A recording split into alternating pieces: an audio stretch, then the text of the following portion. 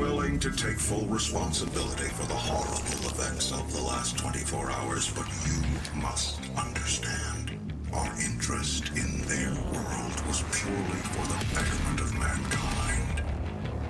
Everything has clearly gotten out of hand now, yes. But it was worth the risk, I assure you. When Doom was initially announced, to say I was ecstatic was maybe a little bit of an understatement. It has been too long since we received a sequel to the godfather of first-person shooters, and this series, from its outset concept, seemed to be living up to its legacy. With Doom now in the midst of gamers everywhere, is this the long-lasting successor every middle-aged gamer has been waiting for? And if so, is it enough to give younger gamers a lesson on how shooters are meant to be done?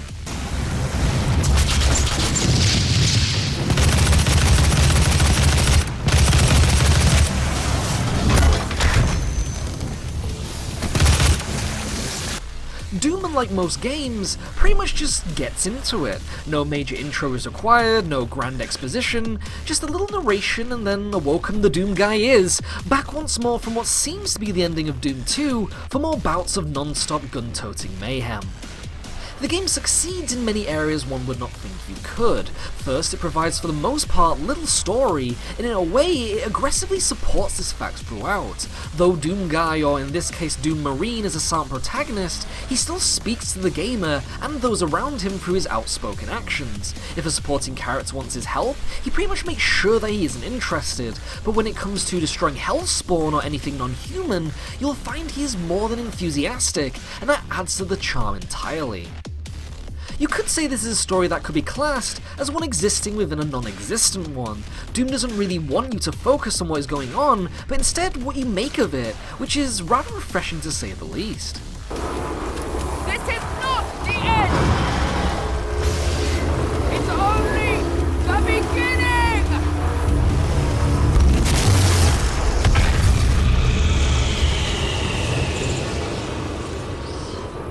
Doom is even sporting lavishes of humour like collectible Doom Marines and even the character's own lack of understanding to the game's high-tech equipment, so he generally just resorts to smashing things.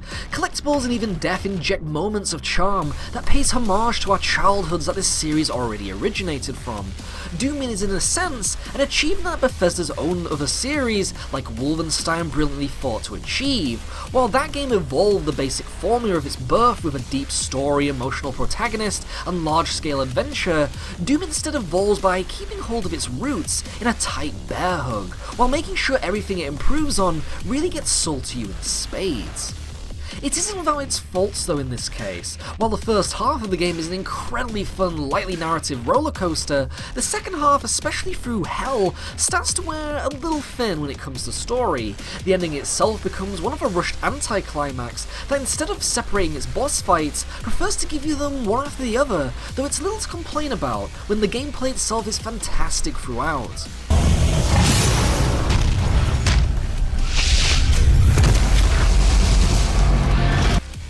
When it comes to its gameplay, apart from its jaw-dropping visuals, Doom really excels at handing gamers the controller and letting them dispatch Hellspawn however they prefer. The game sports many beloved weapons you may remember from the olden days, but this time with a little bit of a tweak. Not only does it spoon-feed this mass plethora of death-dealing tools down your throat, in a welcoming sense mind you, but it also expands on them by providing two separate upgrade mods that can be hot-swapped on the fly. Want to give your Gatling gun 9 barrels? Well, go ahead. Want to let your railgun turn into a charged siege cannon? Be my guest, buddy. Doom does everything it has to make sure that you use all the weapons in your arsenal, while also enjoying them at the same time. Quick switching weapons actually becomes something rather poetic, and that is definitely so thanks to the numerous challenges the game gives you for weapon upgrade points, and even the secret glyph loadouts that amplify abilities even further. And that's not all. Something new to keep Doom fans interested is the new Glory Kill system, which instantly becomes a major hit no matter who picks up the pad, or mouse, and keyboard. Now after dealing a certain amount of damage to all enemies, and I mean all enemies, they open themselves up to a total of 5 different melee kill animations, depending on the angle that you face them at. This doesn't include even the chainsaw weapon kills that become even more gratifying, or even the berserk power-up which sees Doomguy drop all guns just to rip enemies apart with his bare hands. The animations and even kills within those animations are so finely done that everything you do in this game just feels right.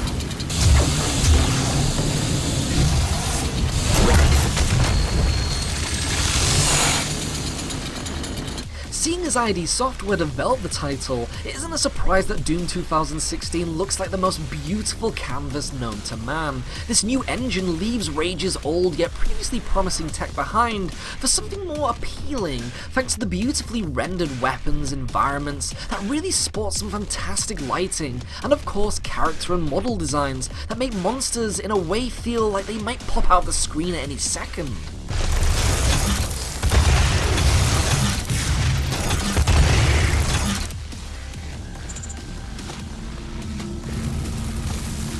This generation of gaming has really been a big charitable sugar daddy when it comes to visuals, and Doom, like many games this year, really excels at helping bring its world to life thanks to its developers behind the tech itself. That being said, the imagination within its visuals aren't the only show seller either. Doom's sound design makes the game come to a complete package of tech demo spectacle. The sounds of shotguns cocking, blood dripping, monsters dying, and the morbid atmosphere of Mars and even Hell really helps sell the surroundings you'll be wandering through. I was surprised that even with small roles, the characters in the gory play are even quite well cast. Darren DePaul of recent Overwatch fame helps bring the mysterious UAC chairman Samuel Hayden to life with an unusual yet eerily evil Optimus Prime-like portrayal that assures you that these characters don't have to be an afterthought. In order to make progress, we will have to make even greater sacrifices. This isn't progress, it's madness. The board understands the peculiar nature of your work, and no one is in the dark on what those sacrifices mean to mankind. This is backed up further with pages and pages of collectible lore and sometimes audio logs. What is awesome is that Doom and its universe actually acknowledges Hell, and from the looks of the shady company UAC, have really done their research. It's actually quite interesting to read about the monsters, characters, and how they came to be, which makes exploring and collecting as breadcrumb enticing as ever. It's quality upon quality, while also providing quantity. Gameplay is dousing like water over a never-dying fire, and while its later sections become a little repetitive with rinse and repeat combat arenas, it's just fun to revel in anyway. This brings us to something else that came as a bit of a surprise: Doom's multiplayer and snap map capabilities, which are pretty much 50% of the rest of the game's package. The multiplayer especially brings a ton of fun and well-designed maps, along with modes and even brand new weapons that aren't accessible in the campaign. The multiplayer sports a lot of separate unlockable features too, like tons of armor combinations, free unlockable skins and taunts, as well as letting you level up to use a demon spawn loadout that actually lets you play as the monsters you spent 10 hours killing during the single player. It all just works, and to a shocking level, even making sure weapons and monster powers and spawn abilities all feel balanced no matter what you picked. SnapMap gives those with a little bit more creativity a slice of life too, by allowing users to make their own game modes within the engine that makes this game even possible. The community has already done wonders with the simple, player-friendly tools provided by making horde modes, co-op adventures, and even MOBAs to make its creator community a potentially thriving one for months to come. Doom offers everything no matter the gaming walk of life you may choose. Want a fun popcorn single-player adventure with a smattering of charm? Then we'll play the campaign. Want to just team up with friends and take down waves upon waves of real-world combatants while unlocking bags of loot and other awesome stuff that is free, mind you? Then play the multiplayer. No matter what you pick, you will definitely enjoy your time in this world. And that's something we're all looking out for, right?